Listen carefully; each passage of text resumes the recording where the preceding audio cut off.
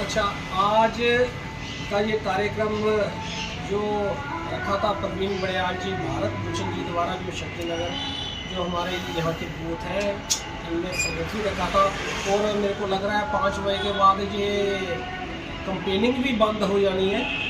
तो ये जो कार्यक्रम है ये जल्द शॉर्ट नोटिस में रखा गया। पर मैं सिर्फ इतना बात कहना चाहता हूँ कि साथियों, ये जो इलेक्शन का अभी दौर चल रहा है, ये किसी पार्टी से ना समझकर ये दो विचारधाराओं के बीच में ये वो इलेक्शन अभी चल रही है। एक विचारधारा वो है जो देश हित के लिए, देश के पीछे मरने के लिए तैयार है, और एक विचारधारा वो है जो देश को जहां पहले नर्क में पड़ी थी, जहां पीछे लेकर जाना चाहते हैं, जहां अलगाववादी हो, जहां मिलिटेंसी हो और यहां देश विरोधी ताकतें यहां पर कब्जा करना चाहती हैं। एक विचारधारा वो है। अब हमें तो ये चिन्हित करना है कि हमने किस विचारधारा के पीछे जाना है। अजय जी ने बहुत अच्छी तरह समझाया कि हम अगर नाली गलियों में, वैसे भी कोई ऐसी, मेरे को नहीं लगता कि कोई ऐसी नाली गली कोई मोहल्ले में, कोई नुक्कड़ में, अभी भी आप देखें पूरे जम्मू कश्मीर में घूमकर देखें, कोई ऐसी जगह ना हो जहां डेवलपमेंट का काम अभी भी ना चल रहा हो। लगातार चल रहे हैं। पर ये सोचकर कि हमने देश को आगे कैसे ले जाना है, मोदी जी के नेतृत्व में हमने जब 10 साल अपने यहाँ पर गुजारे और 10 साल में हम इतनी शक्ति में, अर्थव्यवस्था में हम 5वें नंबर पर आ गए। पर और 5 साल मिल जाए तो हम 3रे नंबर पर आ जाएं। अगर उससे भी और 5 साल आए तो दुनिया में महाशक्ति हमारा हिंदुस्तान के बन जाएगा। इसलिए यहाँ पर ना सोचते हुए हमें जो वोट डालना है वो हमें देश हित के लिए डालना है।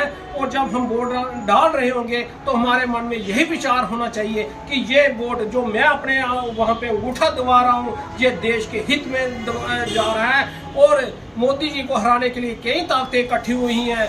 ताकतों को, जो हमारी देश की जो देश विरोधी पार्टियां, उनकी तो बात छोड़े, मोदी जी को हराने के लिए पाकिस्तान और चाइना और भी कई देश पूरा जोर लगा रहे हैं कि भाजपा की सरकार हिंदुस्तान में ना आए। क्योंकि अगर भाजपा की सरकार हिंदुस्तान में आ जाए तो उनको भी पता है कि हिंदुस्तान को तक पहुंचना, हिंदुस्तान के बारे में बुरा सोचना, ये तो हमारी पहुंच से बहुत आगे निकल जाएगा। हिंदुस्तान हर जगह मजबूत हुआ है, वो चाहे देश के लिए हो, चाहे हमारी अर्थव्यवस्था में हो, चाहे हमारी जो आर्मी है, सुरक्षा हो, आंतरिक सुरक्षा हो, बाहर की सुरक्षा हो, उसके पीछे पहले भी जैसे अजय जी ने बताया कि कई बार हमने वीडियो भी देखे थे कि हमारी आर्मी श्रीनगर में निकल रही होती थी, गलियों में, सड़कों में जा रही होती थी, कोई पत्थर मार रहा था और चुप करके वो निकलते थे। क्योंकि उनको उस जो कमज़ोर सरकार थी उनका एक आदेश था कि जो आपके ऊपर जो मर्जी बर्ताव करे, पर आपने किसी को हाथ नहीं लगाना। पर आप उसके बाद देखें, जब मोदी सरकार यहाँ पर आई तो उसके बाद किसी की हिम्मत ना पड़ी। अलगाववादी आपको देखे नहीं मिलेंगे यहाँ पर।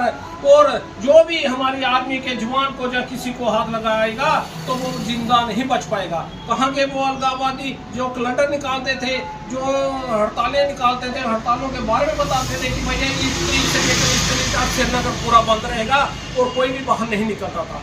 अब देखे 15 अगस्त में रात के 12 बजे तक, 2 बजे तक वहाँ पे लाल चौक में यहाँ पर हम देखते हैं कि वहाँ पर इतने चहल पहल है, इतना टूरिस्ट आ रहा है।